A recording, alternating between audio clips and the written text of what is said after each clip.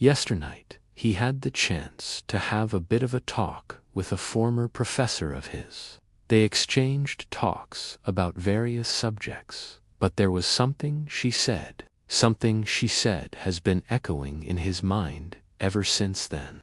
She told him that ships don't sink by the water around them.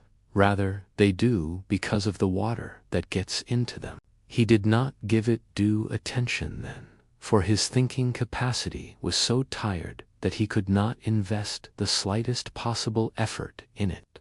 He got home, had a quick dinner, brushed his teeth, and then plunged his slim figure into bed. No sooner had he closed his eyes than his thinking capacity started repeatedly flashing the very point he overlooked earlier. No matter how exhausted you are, there are always things that should never go unattended, an inner voice said. That night he was supposed to rest a bit and happened to forget the fact that he owes a duty to himself. He started thinking about what the 37-year-old lady told him.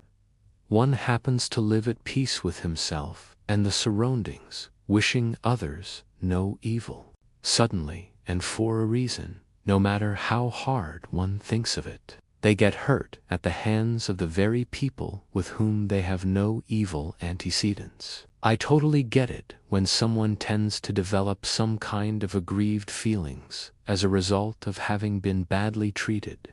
However, I don't seem to understand why a person does get hurt by someone they have never made their acquaintance or met. What makes things worse for a mentally balanced being is that some people tend to hurt those who at some point in their lives have lent them a helping hand.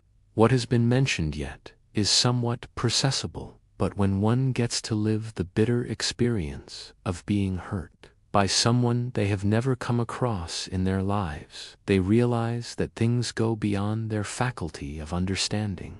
Do people do this out of ill feeling? If so, why would someone hurt another person who has never treated them badly? How come one bears a grudge against someone they have never met or had the chance to properly get to know? What more would one require from someone to leave them just alone? You live your life and you do your best to live just right.